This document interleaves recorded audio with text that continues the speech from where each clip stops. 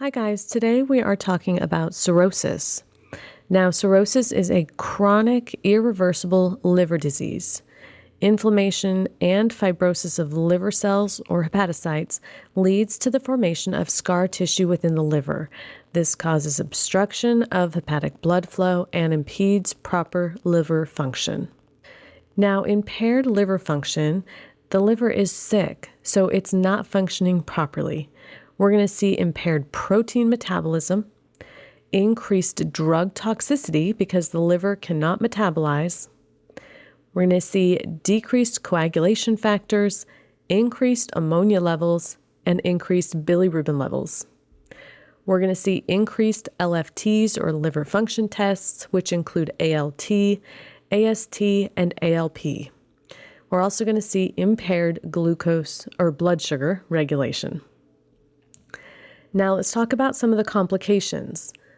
Number one is hepatic encephalopathy. Increased ammonia levels cause edema in cerebral tissue. We'll see bleeding risk because of the decreased clotting factors. Portal hypertension, which is obstruction of blood flow, increased pressure in the portal vein, and it backs up into the GI circulation. Lastly, esophageal varices, where dilated thin veins in the esophagus, due to portal hypertension, they can rupture and they can bleed and can become a life-threatening emergency.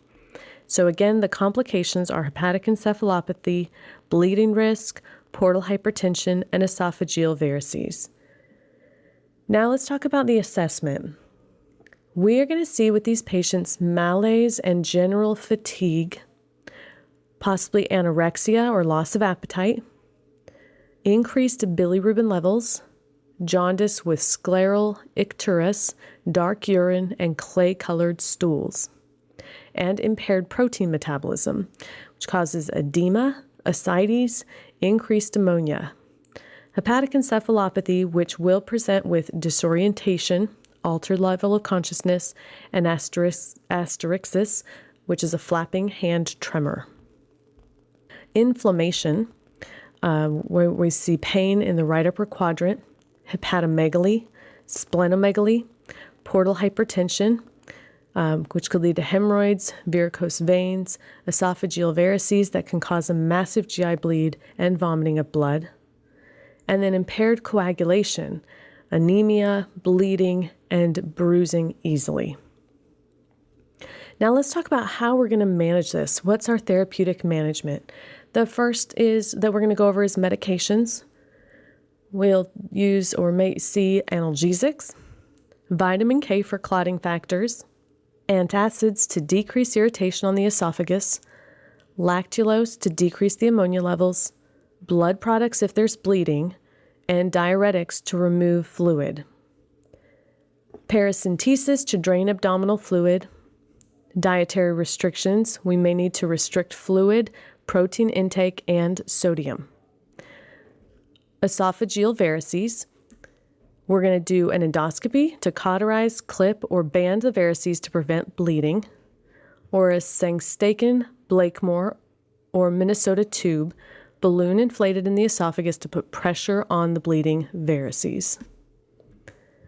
So just to sum up again, cirrhosis is a chronic, irreversible liver disease where we see inflammation and fibrosis of liver cells, which can lead to formation of scar tissue within the liver. This causes obstruction of hepatic blood flow and impedes proper liver function. Thanks so much, guys, and happy nursing. This has been another episode of NCLEX Flash Notes podcast, your no-fluff study companion for NCLEX success, providing exceptionally clear and concise content to conquer the NCLEX exam. Now, if you want to follow along while you listen to this show, you can head over to nclexbook.com to get our free ebook, NCLEX Flash Notes, with 77 must-know NCLEX nursing topics. And as a bonus, you'll receive 16 full-color nursing cheat sheets. Don't wait. Visit nclexbook.com today. That's NCLEXbook, NCLEXBOOK.com. Happy nursing!